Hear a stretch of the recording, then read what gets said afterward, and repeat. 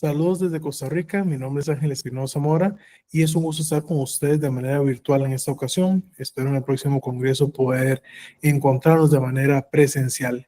Pues bueno, agradecerles el espacio y hoy les vengo a hablar precisamente en estos minutos sobre la amnesia en personas que han sobrevivido a temas relacionados a la violencia sexual. Para iniciar con el tema, precisamente la amnesia postraumática en ese contexto de personas sobrevivientes de violencia sexual, quiero que entremos precisamente en el contexto de lo que es el tema. Básicamente entender desde ese marco conceptual de la recopilación de estudios que traigo para esta ponencia, que la amnesia posterior a una agresión sexual puede tener múltiples orígenes. Aquí menciono tres. Uno, lo que conocemos como amnesia disociativa, vinculada a un mecanismo de adaptación o de defensa frente al trauma psicológico que el asalto sexual viene a representar. Una segunda opción es cuando hay un déficit mnésico inducido por una sustancia.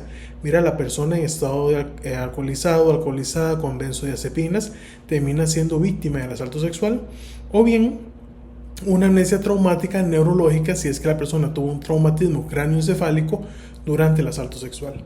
Precisamente en los últimos años se han venido revisando de manera sistemática estudios y guías de cómo evaluar, cómo recopilar y manejar la información derivada de los procesos de valoración forense.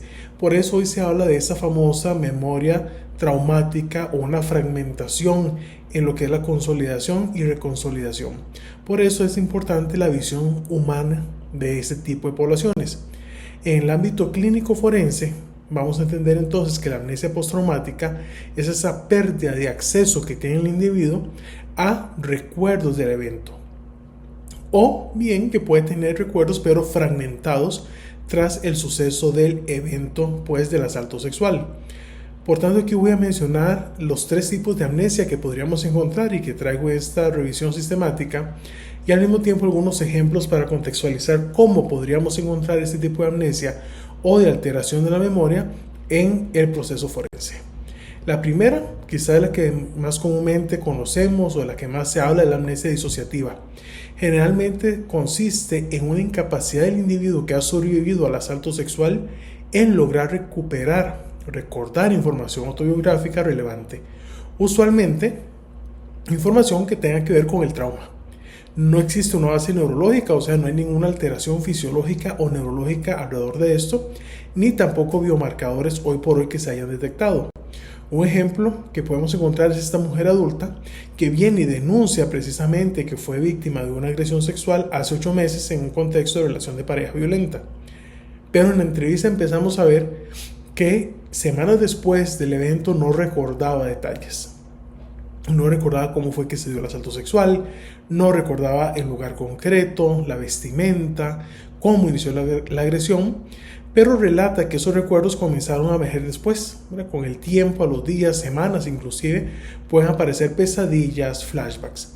En la parte de valoración neurológica y toxicológica no se encuentran alteraciones, no hay ningún traumatismo, no hay evidencia de consumo de sustancias. ¿Cuál es nuestra labor y desafío? Como peritos debemos trasladar en el tribunal, en el peritaje, y explicar que el patrón es consistente con una amnesia disociativa que se asocia a un intento psicológico de una adaptación frente al trauma. La persona está intentando adaptarse, sobrevivir, funcionar, y precisamente viene con este tipo de comportamiento. ¿Qué encontramos? Otro tipo de amnesia, la inducida por sustancias, lamentable historia común que conocemos, donde la persona en una fiesta, en un club, termina siendo drogado, y bueno, hay un bloqueo, hay una laguna que se fragmenta precisamente su recuerdo, su experiencia por la intoxicación. Por eso, de acá la importancia deriva de que posterior a un asalto sexual o un tema de violencia, la persona pueda acudir a medicatura forense a que se realice el examen toxicológico respectivo en una ventana de tiempo lo más cercano posible al evento traumático o, en este caso, como les menciono, al asalto sexual, que sea lo más cercano posible la valoración para que esa custodia de evidencia no se pierda. Un ejemplo es este hombre que les mencionaba, asistió a una fiesta, tomó licor, pero luego de aceptar un trago de una persona desconocida, tiene un recuerdo de que estaba bailando, pero hasta ahí. luego de una laguna de varias horas y despierta desnudo, con dolor físico, golpeado y asaltado sexualmente. En la prueba toxicológica se detecta que la persona tenía licor y benzodiazepinas. Por tanto, es importante ese espacio y esa ventana. El otro tipo de amnesia que recupero por acá es el traumatismo craneoencefálico. Es menos frecuente, pero a nivel forense es sumamente relevante, principalmente cuando encontramos personas que han sobrevivido al asalto sexual siendo víctimas de una agresión en la parte de cuello o cabeza, lo que deriva en una amnesia pues por traumatismo. Por ejemplo, la adolescente que es encontrada tras una agresión sexual con signos evidentes de violencia física en el cráneo, hematomas en el área occipital, por ejemplo, y eso genera una amnesia retrógrada parcial. No recuerda lo que ocurrió 20 minutos antes de la pérdida de conciencia. Eso se relaciona, esa amnesia, directamente al traumatismo. Entonces, en sede judicial, el peritaje debe ir en torno a aclarar, que quede constancia y claridad en que esa pérdida de memoria no es voluntaria, sino que se asocia a esas lesiones cerebrales bien documentadas como tal. Entonces, cuando hablamos precisamente de la parte neurobiológica de la memoria traumática, hay componentes neurobiológicos importantes. Por aquí entra en juego, por ejemplo, la modulación del sistema noradrenérgico, específicamente en la amígdala, y cómo se interactúa con el hipocampo y la corteza prefrontal. ¿Qué ocurre con esa interacción particular entre el sistema noradrenérgico en la amígdala, el hipocampo y la corteza prefrontal? Bueno, la literatura y ese conjunto de estudios precisamente nos revelan que eso favorece una sobreconsolidación de aspectos sensoriales. Por eso los pensamientos intrusivos, por eso la persona que sobrevive al trauma sexual revive con pesadillas, de un pronto a otro de un sobresalto, pero genera al mismo tiempo un déficit en la coherencia narrativa. Me sobresalto, recuerdo, vienen intrusiones, pero no logro narrar de manera fluida o incluso coherente los hechos.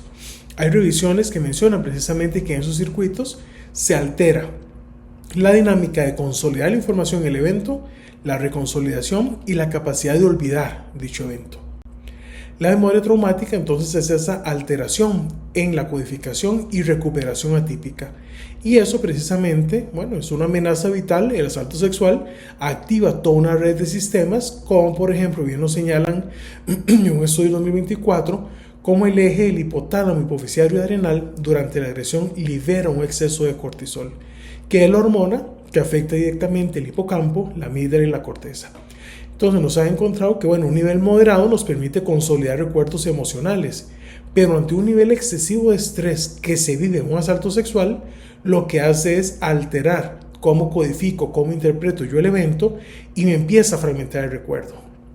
Por eso el sistema noradrenérgico, por su parte, libera en exceso noradrenalina, como les mencionaba, y refuerza una intensidad emocional. Por eso, cada vez que viene la intrusión provocada por los sistemas anteriores, el sistema hipoficiario, adrenal, hipotalámico, que se activa y que aumenta el cortisol y el impacto emocional, hay una respuesta excesiva a nivel emocional y un desbordamiento. Eso deteriora, al final del día, la capacidad de narrar el evento, de narrar la vivencia, y también altera la ubicación temporal.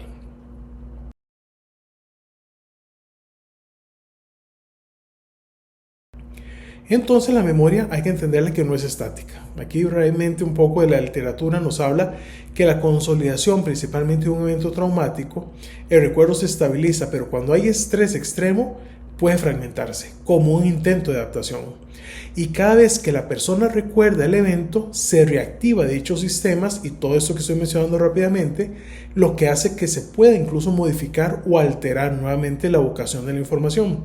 Por eso es muy común que las personas en el transcurso, por acá, debido a la corteza prefrontal que está intentando inhibir y proteger a la persona que ha sobrevivido, claro, intenta regular la respuesta emocional excesiva, genera en algunas personas un relato plano o un relato frío.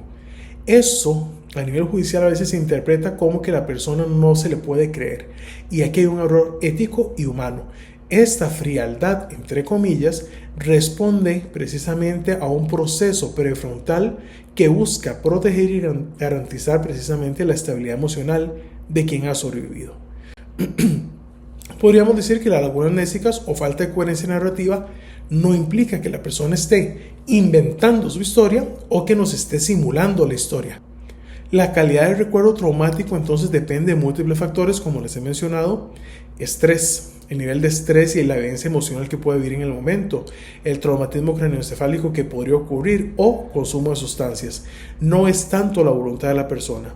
Por eso necesitamos a nivel forense explicar que la memoria traumática presenta simultáneamente núcleos muy vívidos y persistentes, pero también lagunas en el discurso, y que eso se respalda con las nuevas investigaciones. Quisiera extender un montón y seguir hablando, por ejemplo, de las implicaciones en los asaltos mediados por drogas, donde hay un componente que no solo fragmenta la memoria, sino también la persona se revictimiza por su propia vivencia. Y ahí entra en juego precisamente que como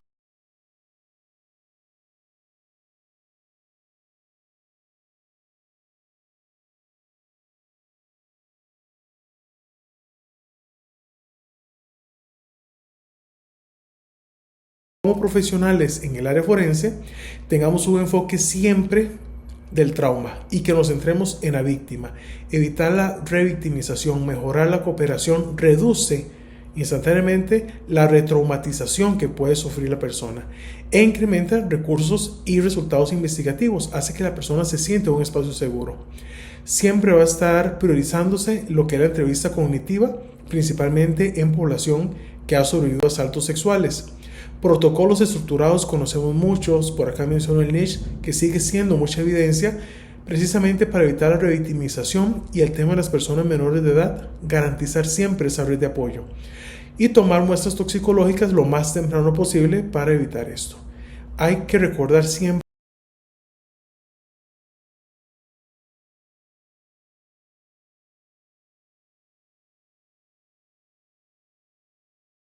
que la memoria traumática no es un vacío de verdad, sino la huella biológica y psicológica de un intento de sobrevivir, y por tanto nosotros es importante que la comprendamos en el ámbito forense, no solo para honrar la ciencia, sino también la dignidad de quienes aún entre las lagunas del recuerdo nunca dejaron de resistir.